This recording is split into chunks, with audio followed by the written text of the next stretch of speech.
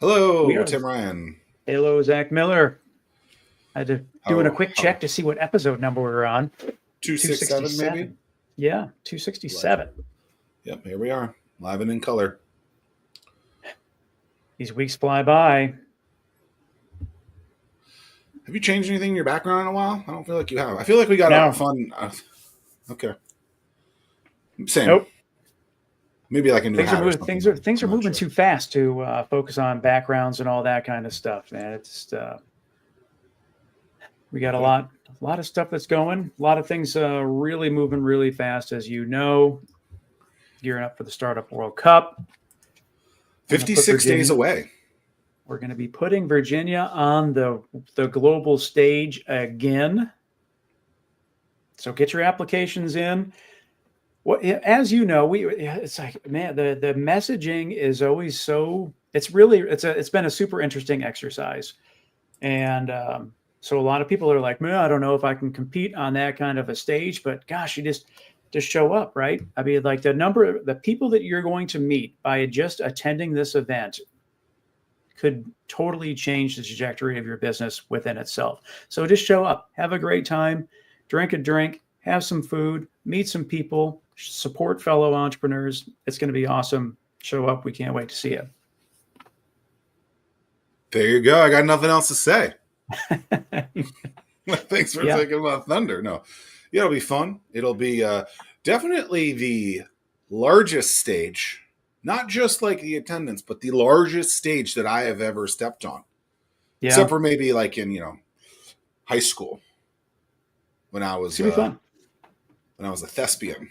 I'm joking. I was not. Oh. I was not in the drama club. I was not good at any of that stuff, as you guys all know that. But Yeah. Then we got Tech Night. It's quickly following behind that. Nominations are open for that.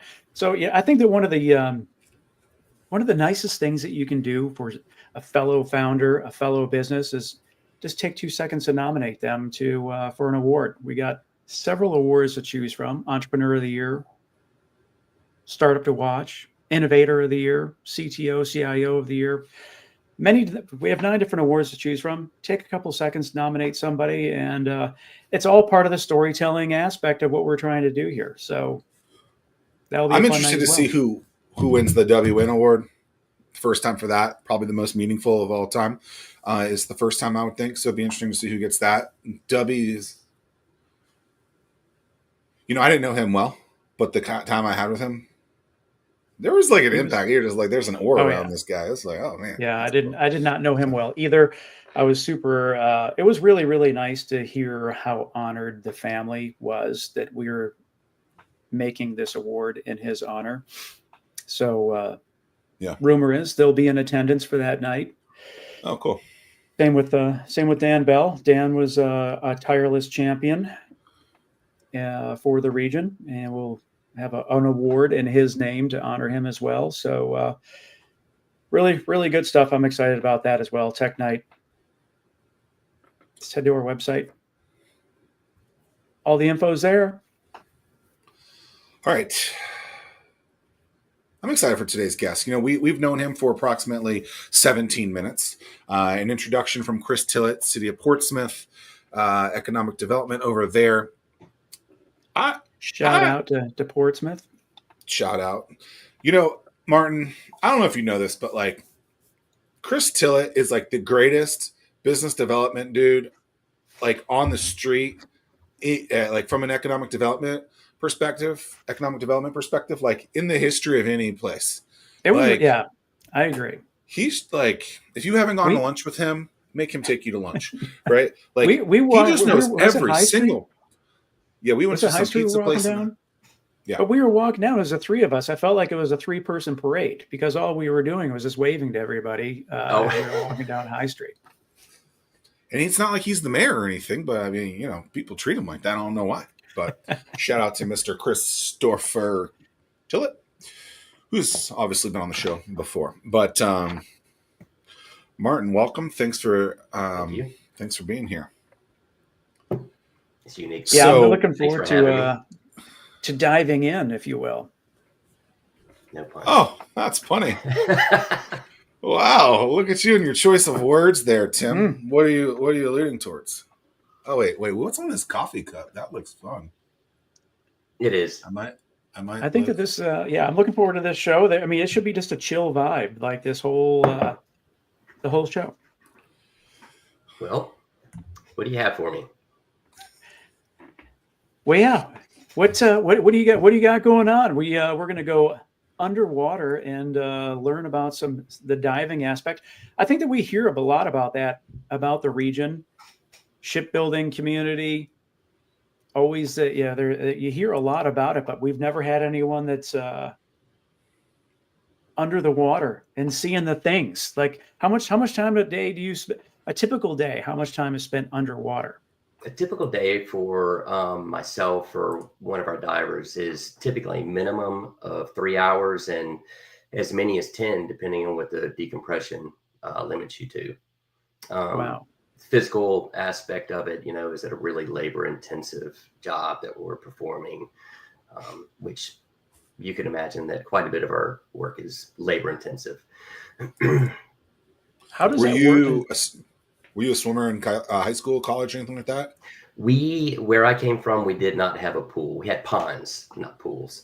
So there was no swimming in high school. I swam a lot in the summer and went to the beach like most anyone else.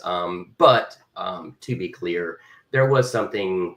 There was a driving force behind myself. I spoke to you earlier. I came from inland Carolina and knew no divers. There was no deep bodies of water. And this being in the 70s, I think it was Aquaman and too much Jacques Cousteau that drove me to this point. And I knew at 17 that this is what I wanted to do. I mean, like anyone else at that age, I didn't realize it was going to take me to this portion of my life, but it has, and it's been good. So what do you when you're underwater for 3 to 10 hours? What are you typically doing? What is the typical day in the life look like? Okay, you could break that down. You mentioned some of the different areas of work we may be in, whether it's let's say ship's husbandry, that'd be working on ships, construction, offshore oil and gas, wind farm, things of that nature. So if I'm working on a ship, we could be polishing the propeller, actually cleaning the hull, opening up sea chest gratings and cleaning the piping leading into the vessel that may supply cooling water for generators or the primary propulsion device, things of that nature. Doing weld repairs on the hull. Man, that's just ships, and that's just a snippet of working on a ship underwater.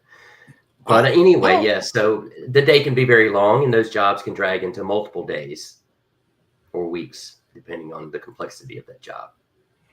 All right, you knew this was going to go off the rails when you talked about Aquaman and Jacques Cousteau. Of course. There's many bottle rockets that this thing develop into. I have no idea what those things are. Can you guys just explain to me what a Jacques Cousteau is? I figure Aquaman is like a Marvel character or something. I don't know. Turbo Man is something I can think about. Shout out to Arnold Schwarzenegger, one of the greatest Christmas movies of all time, underrated, I think. But an Aquaman and a Jacques Cousteau. What are we talking about here? Oh, Jacques Cousteau is probably who made being underwater more famous than anyone else. Helped found U.S. Divers, Aqualung, and traveled the world showing the people of the world what the underwater environment was. I forget when he was born, but I mean, he was making devices, I believe, as early as the 40s, and that just continued until he passed. He was just a true innovator, and again, he showed the world what it was like to be underwater, and that was just from basics to the environmental aspect later in his life. Seeing the impacts of decades of degradation due to pollution and other things. So anyway, really great human being. The world is better for him. In All terms right. of like, Well, I'll look them up. yeah, in terms of divers, does this area have a lot of divers per capita compared to other locations, or I would Commercial think? divers for sure. Recreational divers, not as much as a place like Florida, but it does have its share. There is some diving offshore. It's not touched on very much anymore. There's some lakes inland that people go to, but commercially, this is a fairly large epicenter for commercial diving because of the shipbuilding and just the general infrastructure that we have that's water-based that needs constant maintenance. Are you doing this like on the Elizabeth River? Or are you going out? Where is the majority of this stuff being done? Well, you pick a river where you see vessels or you see piers.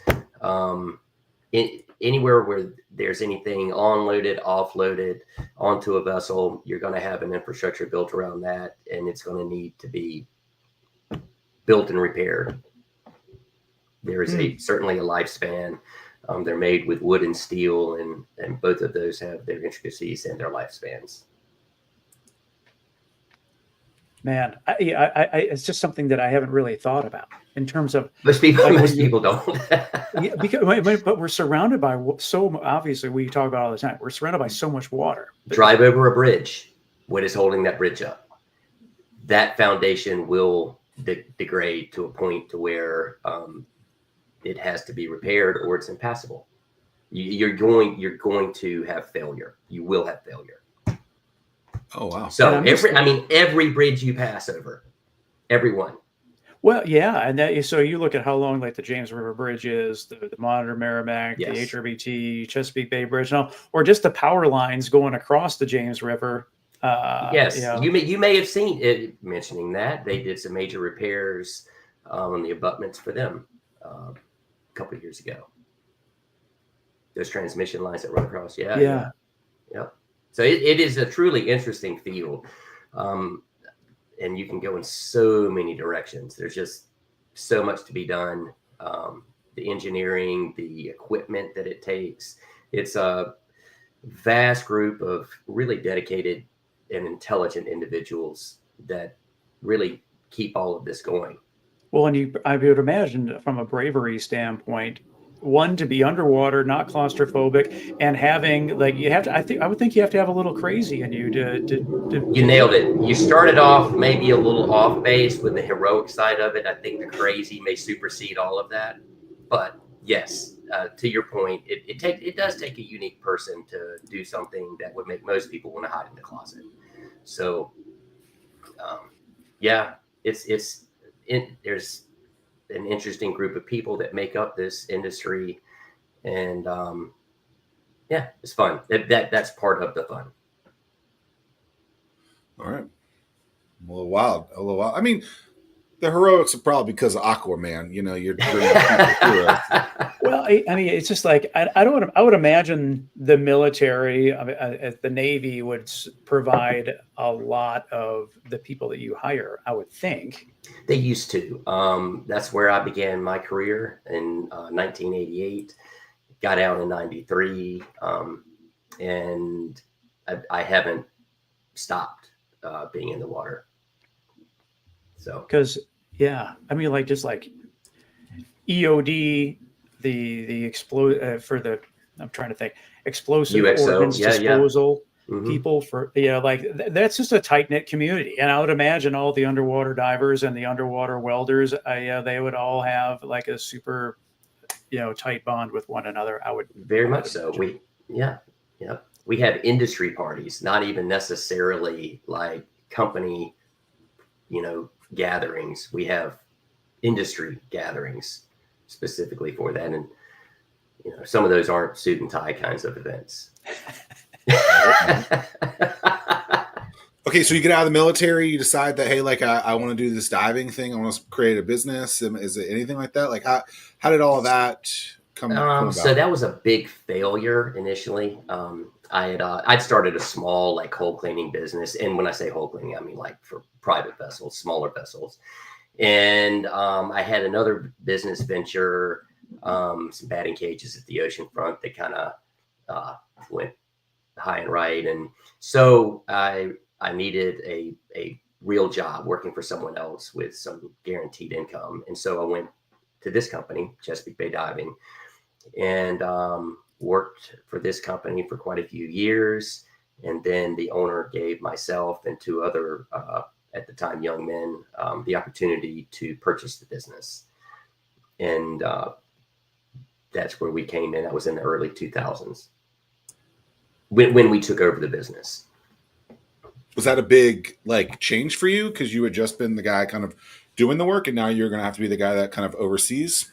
Well, like I said, I had already dabbled in business. I think it was 94, 95. I actually, with the help of a friend, I submitted plans to put up a small building on Pacific Avenue, right across from where the dome is now, the new park, 40-something foot building for concessions for the batting cages. So I had a little bit of experience early on in dealing with the government and, evaluating budgets and just doing the best. I mean, I was really young and not very good at any of that, but it's certainly a stepping stone.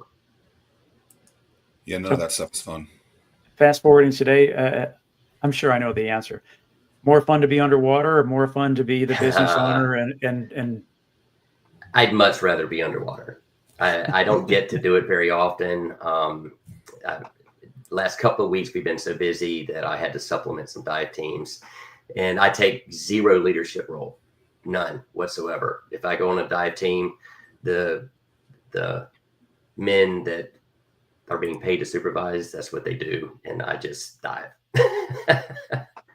I think that's super important, though. That's a really, really big lesson that, there's a time to lead and there's a time to follow. And you have to, you as owner, you have to know that. And your team members need to know that, hey, you've got authority to tell me and what to do and how. I will not interject. A customer that doesn't know me, I won't even, they will just assume that I'm just, a member of the dive team, which I am.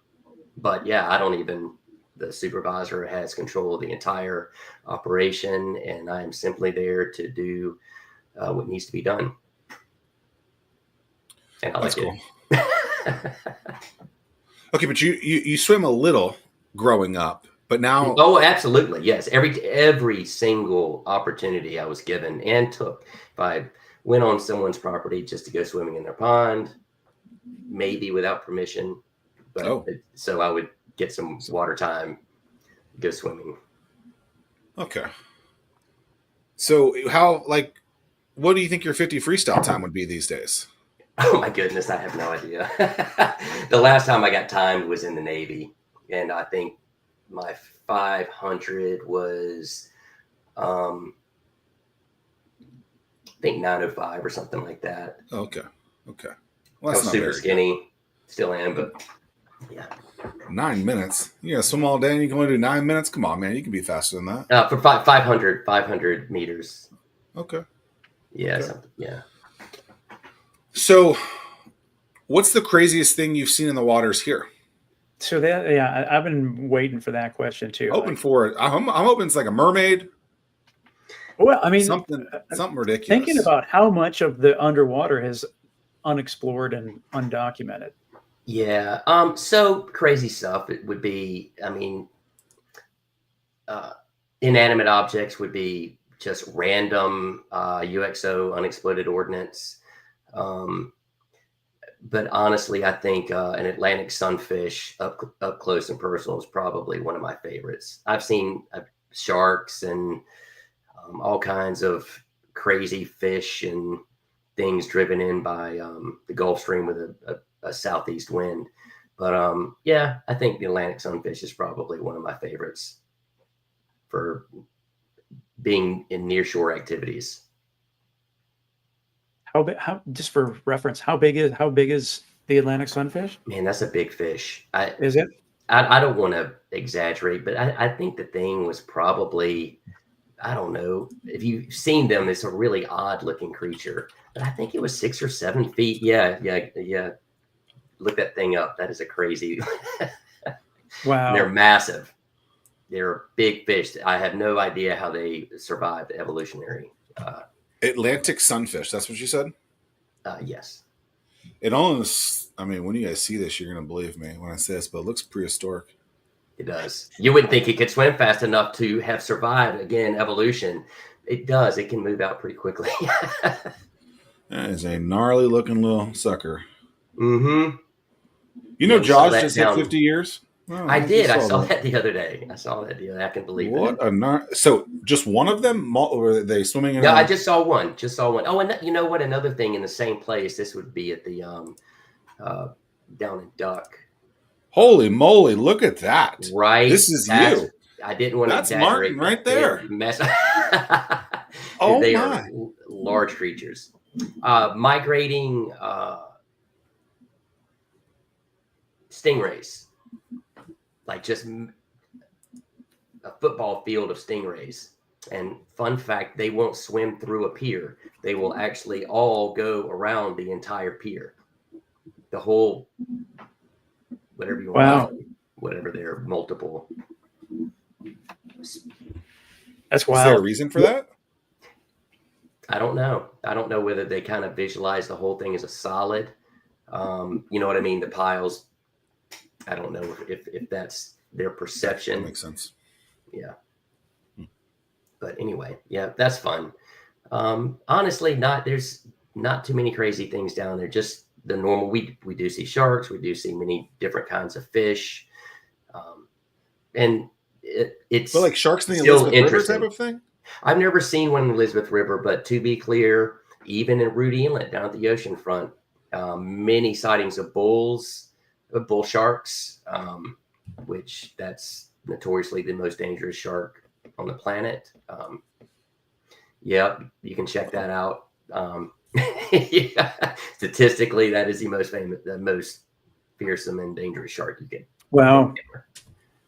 Yeah, but I've had a like really close-up encounter with one while spearfishing, and it was actually a pleasant and interesting encounter. You could just tell that the animal wasn't being aggressive at the moment. I've seen aggressive sharks, and this particular one wasn't. So it was a neat experience. Did you guys exchange phone numbers? No, we certainly exchanged glances, though. It was swimming straight. We were swimming towards each other, and it just like boxed around me and went back in the same direction it was heading. I always think people are kind of like loony for being like, oh, this shark, attacks someone. It's like, well, you are in their backyard. Shark. Like, this is their house. Yes. Like, maybe, like, why are you so surprised? Yeah, that's it doesn't happen very often. We had a job in the Gulf of Mexico that we were on for quite a few years. And I think there were 4 separate sites that we were operating in about 80 miles offshore. And 2 of those sites had an incredible amount of, I think they were black tips, smallish sharks, but aggro all the time. No one got bit, but everyone was constantly trying to defend themselves. Wow. Yeah. That was the only experience where I was kind of over being around sharks. Barracudas, that job, actually, we had a large barracuda that would just watch us all day long. And that was pretty neat. Yeah. It would just sit there, hang out just a couple of feet from you. And this is probably a 6-foot barracuda, on the biggest side. And so you're sitting there burning, we're cutting with underwater torches, and that animal's just sitting right behind you all day. Yeah. Yeah, I mean, they were streaming like on Netflix. Right. Happens they were watching you guys. You're ready to come on your show. But yeah, I have friends though that have had some magnificent experiences with whale sharks and giant mantas out in the Gulf of Mexico. Yeah, we that was our family. We took a trip a few years ago to Cancun just to do experience the whale shark swimming, and you're lucky. That was wild. I mean, that's a cool experience, huh? Oh yeah. Was that off like You get on the boat and you go like several miles out type of thing? Yeah, we were on that. That thing was like 2 engines wide open for like 45 minutes to get, then until they spot them. And then next thing you know, they're telling you to jump off the boat. And gosh, our kids were smaller back then. And we were like, what are we doing? Here we're off the coast of Mexico, throwing our kids off the ship to go swim with whale sharks. But it was, With a couple of guys Oh, you legit swam with them? yeah. I mean, because they're just kind of just moseying along, doing what they're doing. And yeah, that was, because they're like the size of a school bus. I mean, it's just. I've always wanted those and the giant mantas. I've never seen them up close, and that's certainly I will have to go vacation apparently to go see that. I think I've missed the boat with in my career of seeing that. But yeah, good for you, man. That's funny though. You're down in Mexico. You just met the two dudes on this potentially piece of crap boat you're getting ready to get into with your kids, and we're just chucking them off. I know what you're talking about. I've had experiences on vessels like that in other places. Yeah, you don't know these people. It's a complete piece of crap, and you're going out in the ocean. Yeah. So maybe a crazy question, but is this industry of what you do, is our location like really prime for that? Oh, like yes. Going back to just this very expansive, highly populated region, living on the water. You've got all the you've got the tunnels, you've got the bridges, and then we will include the shipping industry. So not just the fact that the vessels are coming in and out of the port, but the fact that they've got to be made and repaired. We don't make that many vessels here, but we do repair quite a few, whether they might not even have to be dry docked. We would do the repairs pier side, or there are no underwater repairs to be done, and they're all internal repairs. So those two items create a lot of work for us. I'm trying. I feel so ignorant, but I have so many questions. No. Like, is like the tunnels, for example, like how much work has to be done on these tunnels? Is like there an acceptable level of water that is allowed to go in the tunnel before they call you out to? So we honestly, I've never even seen a proposal or request for proposal to do any underwater repairs to the tunnels. I did like the old ones. They would be created out of pipe. Let's say up in Maryland. What was it, Bethesda? No, it's not Bethesda. Sparrows Point, and there was a big steel mill there, and they would make the pipe, tie them together, create a tunnel, float it over here, and then sink it in place. I'm sure there's cathodic protection built into the system. I don't know what kind of monitoring devices they have. But yeah, the original tunnels, they were simply made out of steel. The new ones, they're boring them. There's really nothing that we could possibly do. Well, that's good to know. Yeah. But okay, so again, we'll stick with the different pilings, whether they're cylindrical pipe or square concrete with pre-stressed wire inside, or old school timber. And they can all be repaired. Yeah. Some of the old ones, even some of the railroad bridges, if you can believe that. Okay, well, so when the bridge collapsed in Maryland and Baltimore, so did they have to go and do underwater welding to disassemble all that stuff? No welding. Just rip it out? Most of it was just ripped out. There was some underwater burning. It's a company called Broco makes a rod, and it utilizes a magnesium alloy wires that run through this mild steel tube pipe, and then you introduce 100% oxygen to that. You start it, and then you can literally cut stone with it. We primarily cut metal with it. Anyway, so that particular job, that was done intermittently if something couldn't have been cut with the device that was being held by the crane. Wow. Yeah. Okay, I just never thought of this until today. So, Oh, it's yeah. We did after Katrina and Rita, we went down for quite a few years and worked in removing, I think it was 3 different Gorilla class jackup rigs that had capsized. And so we had a lot of experience with cutting lattice work, like was on the Key Bridge, and just an incredible amount of stored energy. And I believe some lessons were learned down there because we weren't the only ones down there working, but some devices were created and utilized in order to, and these are massive pieces of equipment, to cut the steel and then grab it and then remove it, or just cut it and then let it fall and remove it with another type of device with the crane. So when there's a tunnel underwater, is that actually in the ground? Oh, yes. Okay. Like the ones that HRBT has been putting in. I mean, that's a straight tunnel bore. So it's in dirt, I guess, or whatever the bottom floor is. It's not like there's water on top and water on the bottom. It's going to be more substantial than that. Yeah. Wow. Yep. That I forget. I believe that bore was put something like 110 feet below, something like that. It was 110 feet from surface level, or 110 feet. Yeah. From surface, the surface of the water down. Oh, okay. Yep. Interesting. I guess I just never thought of that. It's a super slow. I mean, and it moves like an inch an hour. I mean, it's a really, really slow process. Oh, it's about as fast as I run.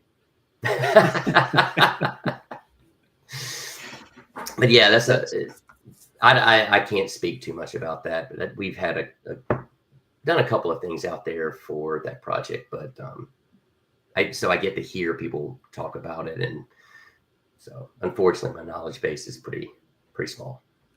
Do you how much of the work that you all do is local versus? It seems like you travel quite a bit for different jobs as well. We do. What's that mix? That would probably only make up about 1%. Oh wow. Yeah. But I mean 1% of we're diving every day. So we've been down to Colombia, to Hawaii, Alaska, California, Minnesota, Upper Peninsula, Michigan, just all over. Never. Are there sharks in Lake Michigan? Not that I know of. No.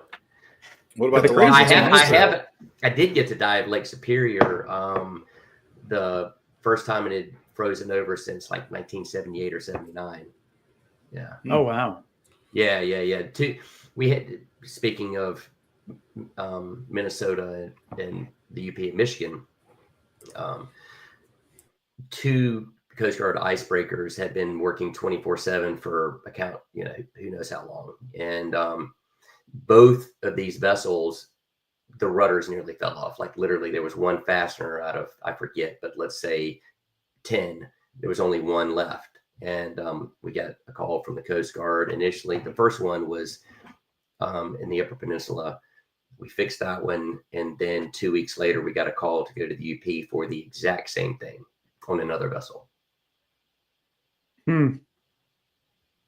What's if someone is interested and they want to take this on as a career path, how long does that take in terms of like a certification aspect? Is there like multiple paths that you can go to?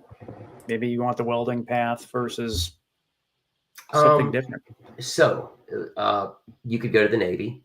You can get your certification through the U.S. Navy, or you can go to, I think it's a handful of schools now. One in Seattle, 2 in Texas, 1 in New Jersey. I believe that's it that are active. Seattle, Washington. I can't forget that one. That's a good one. So typically it is from, I think, 3 to 9 months. And honestly, the 3-month one is a really good school. I'm not going to put names out there, but people can do their research. that's a really good school. And honestly, that's all the time that you need. My understanding is the other schools that the length of time is longer and they're worth, well, it costs considerably more to go to. That's simply to be able to get funding for the students. So like veterans, VA funding, the school has to be has to be a certain length in order to facilitate that. So they have changed their curriculum to facilitate that funding. Whereas this other school, you can get it for considerably less monetarily and in length of time. So anyway, you can choose other avenues if you would like. You can, specialize in welding. You've got some medical courses that you can take. But ideally, I believe most, especially inland companies, would agree with me. Just get your certification.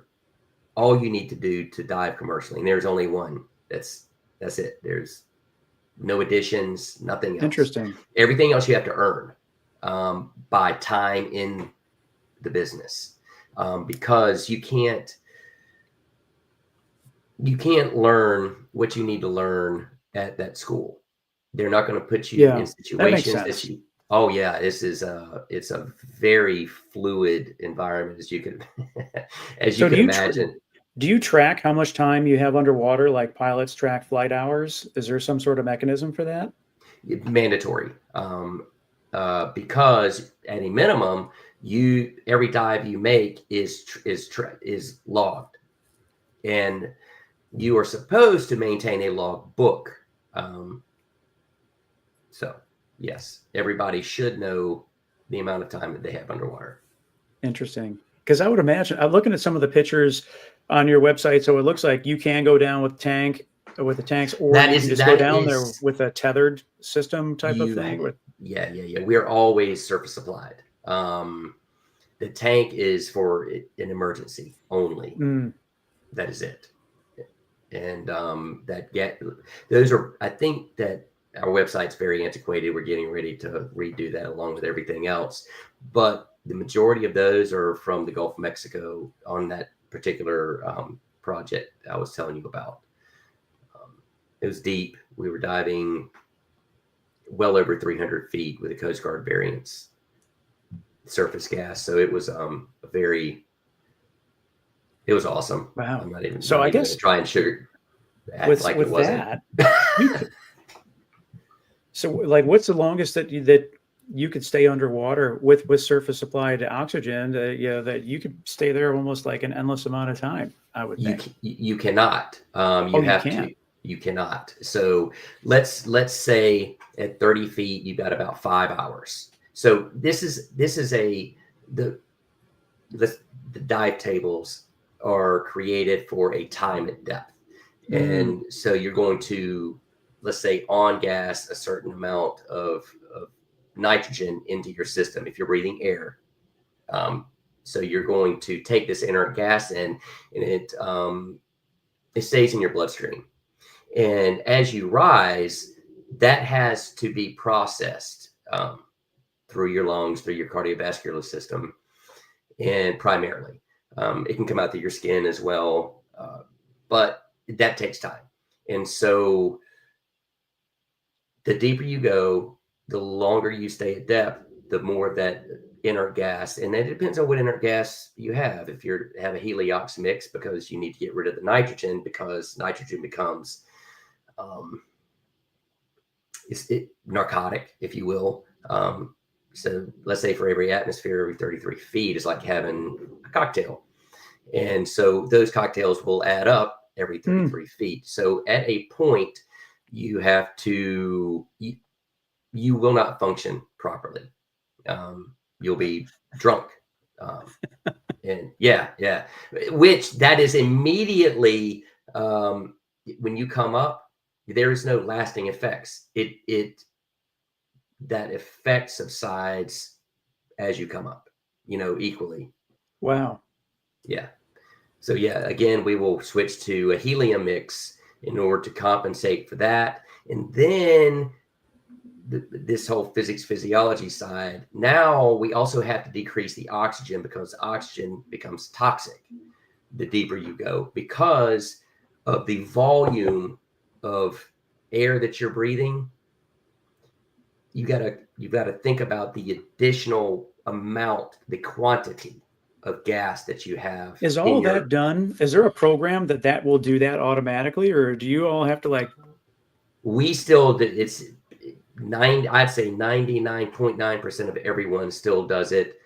I'm looking at a sheet that has all of my guidelines on it. They're tables, my dive tables, and you do that longhand. Yeah, but when you're even the gases. So, hypothetically, let's say we're getting ready to make a dive to 240 feet. I'm just throwing this out there. So if anyone's watching, please, this is just an example. I might have an 86-14 mix, 86% helium, 14% oxygen.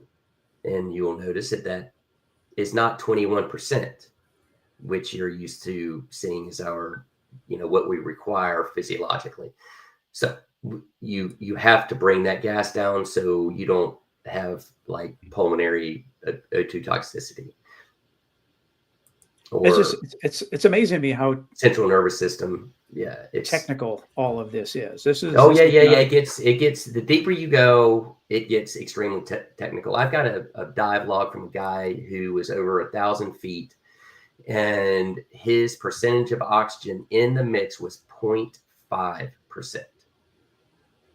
So is he doing that while he's down there, or is someone else doing that up there? Oh, because no, that's if all... you're drunk down the bottom of the water, that sounds pretty difficult. Okay, so no, 0.5, no. So yeah, that's all done by the supervisor, top side, and that is long before the dive has began. Yeah, things are planned way in advance when we do things, especially of that nature. Style of body of water matter, like salt versus other things in that equation too? Or I think you've got a 2-pound disparagement between salt and freshwater. That doesn't really, we don't really take that into account when we're diving. If we have to buoy something, add air to something, that most certainly does count. Wow. Mm-hmm. So what's the maximum depth? Is 1,000 feet about it, or can you even go? They've gone over 1,000 feet. I can't remember what the maximum dive depth is now, but it's I didn't even think about like the buoy aspect, or like I would imagine like the oil rigs in the Gulf of Mexico. Those are probably you got to. I don't know what the depth is of the Gulf. So operational depth. So let's say in diving, I don't know too many guys that have operated outside of the 600-foot range. Wow. Now that again, let's go back to something that you said about an unlimited amount of time because you're surface applied. That's not the case. Again, we're going to go back to these tables. So let's say you've got 30 minutes, 5 hours at 30 minutes. You've got 60 minutes at 60 feet.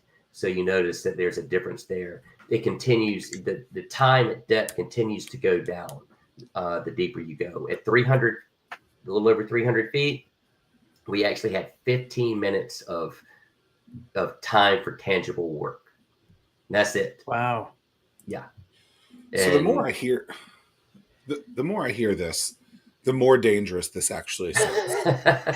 Because at first I'm like, okay, like, he's just cleaning whatever, whatever. But now, I mean, math. We got to math this whole thing. Now we've had to add math into this. I know. So, like on a scale of 1 to 10, how dangerous do you think this career is? Well, and you can use decimal points if you want. Yeah. I've known of some fatalities and people get hurt. But honestly, I hear of guys falling off roofs way more often. Yeah. Yeah. We try very hard with regulations and training and intercompanies discipline to create an environment that is safe, checks and balances. every hose is we try to stay on top of every single piece of equipment, no matter how small or seemingly insignificant within the system it may appear. Man, it's tested, it's logged, and not just one time. I mean, this is like whether it's a semi-annual or an annual or in every dive for that matter. You know, you're going to inspect your helmet. You should inspect everything within sight. If you're a good diver, if you're a good supervisor, it's not mandated. Myself, I'm going to look at everything. Yeah, I mean, the thing that's interesting is that, like, typically we talk about, you know, the Fervent Four show. For those that are not familiar, 4% of businesses hit $1 million in annual revenue. So a lot of times during the show, we talk about business and what you did to become successful.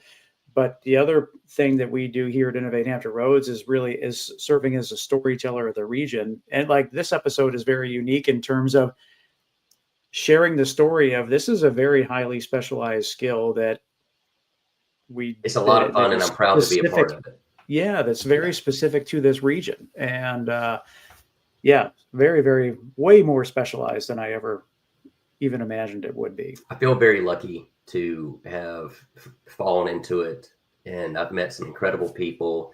And the companies, I'm, you know, speaking about the other companies in the area, I couldn't speak more highly of some incredible people that do some really good work.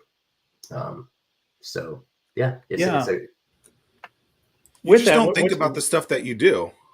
Yeah, as a thing, but it's like, it's a real, I mean, it is a thing. It is a thing. Yeah. I mean, you know, during COVID, we all had sheets of paper from the federal government, you know, saying we could go anywhere. Because again, everywhere you go, you're impacted by the water. And if you're impacted by the water, then more than likely there's some mitigation that has to be in place underwater. Yeah. What's it like doing business in Portsmouth? I'd say it's fairly easy. Fairly easy. Again, with people like Brian Donahue and Chris Tillett, it makes things easier. So, well, yeah, you just right in there with them. Yeah. They're going to be so happy to hear that. Portsmouth has a lot of really cool stuff that's going on, and you know, it's. I'm glad to be a part of it. Don't sleep on Portsmouth. No. Oh, maybe that's what their marketing campaign should be. Tim, you could be getting an advertising manager. You're creative now. Don't sleep on Portsmouth. Yeah, no, it's been, if people don't really recognize it. So we were, I don't want to say forced to be in Portsmouth, but we were, because that's where we worked for the people that we came to work for initially, before we were given the opportunity to become the owners of Chesapeake Bay Diving. So obviously there was an opportunity to leave Portsmouth, but one of it's not difficult to do business in Portsmouth. So, you know, that's not, you know, a big deciding factor. But the central location of Portsmouth, let's say if you were a service provider of almost anything, Portsmouth is a pretty decent place to be. If you process it, you know, if you've got, let's say, an HVAC company, and you've got multiple crews running out all over the Hampton Roads area every day. Well, you put yourself, you know, located near a freeway in Portsmouth, which we did, and you are, you know, we're operating out of Virginia. We operate everywhere in Hampton Roads. And so we made a very pointed decision to be centrally located, and Portsmouth is it, as far as I'm concerned. So that's a nice deciding factor. I think the fine folks of Portsmouth would love to hear that. So don't sleep on Portsmouth. I can't wait to see that on a banner. Yeah. Like I don't know. It's wild. I saw that happen. It was really wild. I just came back. Zach knows, but we just came back from a cruise, so we wanted to support the local economy. We jumped on the cruise leaving out of Norfolk on Carnival, and it was the ride going out and then coming back in along the Elizabeth It's River cool, right? it was really, really cool. I mean, Mhm. I was amazed at how long it took Oh yeah, they to go get so slow. outside of the HRBT. I mean, Like 3 hours. it was Yeah, a it takes long, forever. yeah, weird dude. So we were on the ship. We left at like 4:30. Our dinner time was at 6. We're in the halfway through dinner and we still weren't through the HRBT. I mean, it was a long journey. What vessel were you on? It was the Sunshine, one of the two. It was the 8-day cruise. But Oh, wow. yeah, but it was a lot of fun. Cool, cool, cool. Where'd you end up going to? We first stop was at Half Moon Cay in the Bahamas, the Carnival Island there, and then we went to Grand Turk, and we jumped over to the Dominican Republic, and then we came back. I think the Grand Turk is where the deepest. They have like the deepest water in the world is, or something like that. Maybe, What? or maybe they just lie about it. You know, it's. But I feel like it was like 1,000 feet. I don't know. It was probably a lie.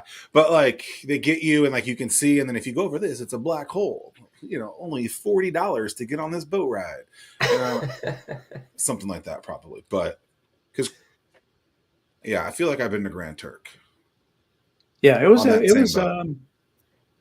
mean, it was. I was really, really happy to see that. I mean, it was a sold out cruise, and so I'm happy to see that people are taking advantage of the port and with Nauticus being able to jump on there. And what a really cool thing that so many people were traveling from like all over Virginia, North Carolina, Tennessee, West Virginia.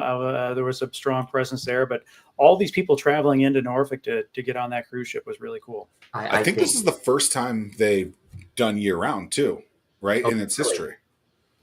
I mean, I don't know why. I think it should be expanded. I mean, why not? Again, where we're located, it's such an easy place.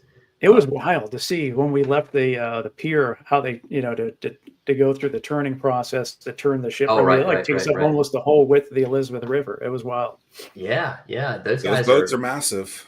They're massive, but they're so complicated. And not in a negative way, as far as the thrusters that they have on them now, their ability to really manage themselves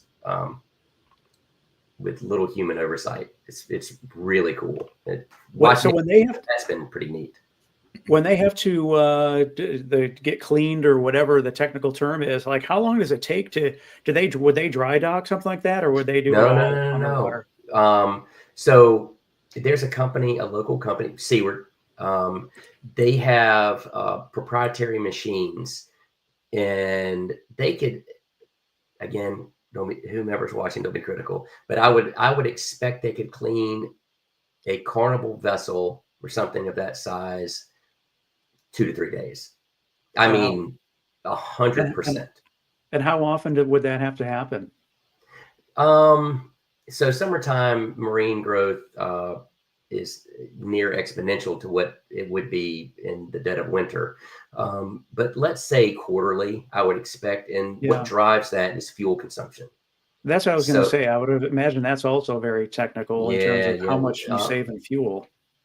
We used to be highly ingrained with Maersk and some other companies, but they've since they find extremely cheap labor in South America and some Asian countries. So we don't see much of that work anymore. But back when we were doing it, we were kind of, in the know of what kind of fuel consumption they were getting, what they were saving, the periods between cleanings. And then we were also, at that point in time, there was a regulatory requirement to change the anti-fouling paint from copper-based in ablative style, which means it literally just wipes off, to paints that had I don't know what the exact engineering term is, but the marine growth would just release off of it. Huh. It was so slick. Like there was many ways you can look at that. You can look at something that is like zero porosity, really tight, and now it has the inability to actually adhere itself to it. And then now this is the problem. So you've got paints of that nature, non-ablative. Again, ablative is where the paint actually sloughs off. Well, after the first cleaning, now you've introduced scratches, which is what do you call that in surface preparation for paint? That's your surface profile. So let's say if you're going to paint a car, you have to sand it to with X grit in order to get a surface profile for the paint to actually get into and adhere itself. Well, what ended up happening is you would clean that hull with nylon brushes, but they would still put tiny scratches in there, and then the marine growth it would not want to come off. And so now you've got to use more aggressive measures, which obviously in turn put a greater surface profile, which it just exacerbates the problem. Wow. If you travel, do you travel to go diving at other places, or do you get your fill here locally? I bring free diving equipment with me everywhere I go. I don't dive. Honestly, I don't go looking to dive. My point in saying with the free diving equipment is I'm game to get in the water at any, especially if we're talking about, nice, clear, tropical waters, I'm game all the time. It has not lost its shine. That's awesome. Mm-hmm.